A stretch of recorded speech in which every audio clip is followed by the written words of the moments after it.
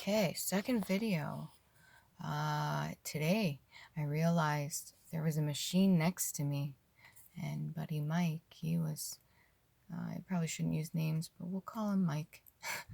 um, he was desperately trying to fix this freaking vacuum thing. Just kept going off and off and off because there was no vacuum on it. And then I left my job and I went over and I'm so freaking determined to help him figure this out. And then finally I'm like, I should be overdoing my job. This is not my concern. What the hell? I'm wasting my time over here. Just let him figure it out. And then even when I started at this new job, I was like, giving my love to everybody, and I wanted everybody to heal and everybody to grow and learn. And then I started freaking people out, and they're not used to all this. And then I triggered them. I was triggering them, and then they were acting a certain way towards me, and then I was getting triggered. However, I started to realize I need to control the way I react to this trigger. Why are these people acting a certain way? What am I doing to affect these people? And what are they seeing that makes them feel uncomfortable? Anyways, constantly from a young age, I've always wanted to fix things because I feel like when I fix things, then that's when I get the love. That's when I get the attention. That's when I am praised, and not necessarily do everything just for praise. It's just my whole idea of being a perfectionist comes from the idea that if I do things right, I do it the right way, then I get praise. I get good love back. I get the attention that I'm seeking. If I do it right the first time, I won't be criticized. I won't be put down, and I won't be made fun of because I'm doing it right. And so it became my entire life. Just everything's got to be perfect, and I mastered things, and everything, it was great for my learning experience, but it became a burden too.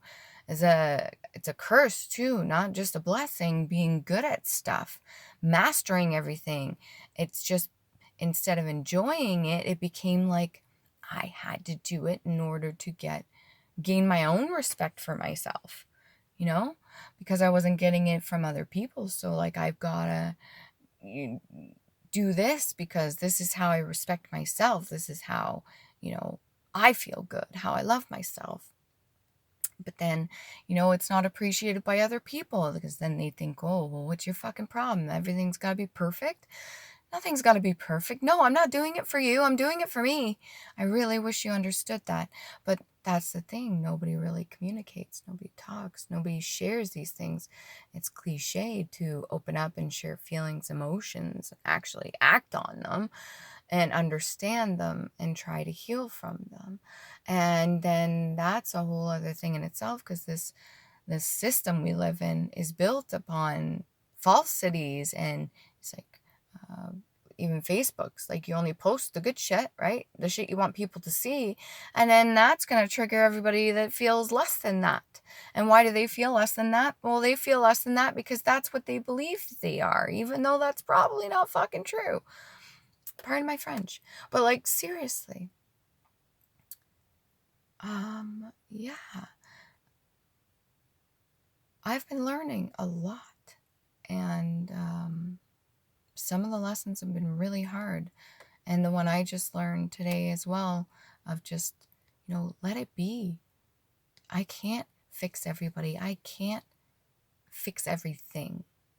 And I need to stop stressing myself out and giving away my energy trying to do so, especially to people that don't give a fuck if I live or die, like the ones that don't really care. I know they've got their own wounds that they need to heal, but those individuals, I need to learn to put my boundaries down. I need to learn to put my boundaries down just like everybody else. What's acceptable, what's not acceptable. When you know your worth, you know your value, you know what's acceptable and what's not acceptable, what you'll take from other people and what you won't. And you can let it go with love too. You don't have to be cruel about it. You can just be like, that's not for me, or I don't accept that. You can't treat me that way. Stand up for yourself. You're allowed to do that. It doesn't have to be a bad thing. It sucks for the other person because they'll probably be triggered and think, well, why can't I control this other person? Well, why don't I have my, hands around their neck sort of deal? That's their fucking problem. If they don't want to look at the inner shadow, that's what they call shadow work. People got to do their shadow work. Go within. What are you responsible for? Why are you acting a certain way? What is triggering you? Right? And that's what I've been doing. And the other lesson I also have learned tonight was a big one.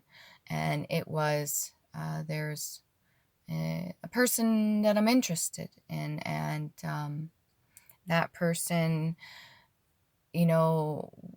had a lot of chemistry. We had a lot of chemistry. And then all of a sudden it dropped off the radar. And then I got triggered and I felt abandoned. And then I also felt, oh shit, this is what my exes do to me too. And then I lost trust. And then after talking to that person and realizing some of the experiences they did, I brought that back up into my brain. And I'm like, oh shit, they were talking about how, they were led on, or they thought they were being led on by these people, and they had interest in these people, and they were constantly hurt. That's the kind of relationships they got into. And then I realized, holy fuck, I'm one of those people, because I had friends that, I let on, and, sometimes didn't even realize, and then it went nowhere. And then, like I hurt them.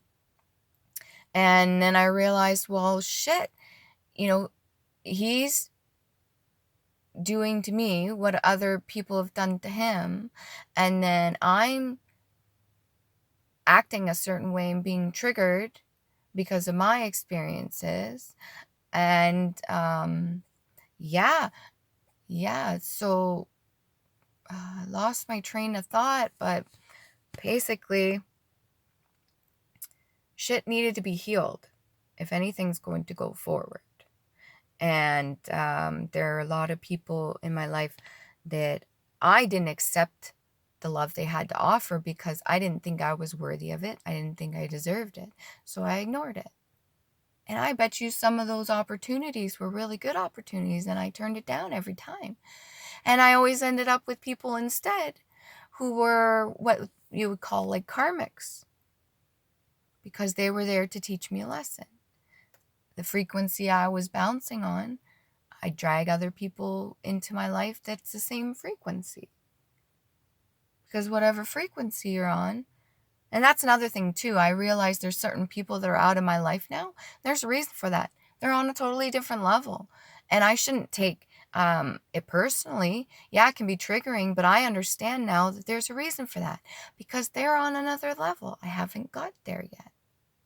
I have some learning to do. I have some healing to do. And that's okay.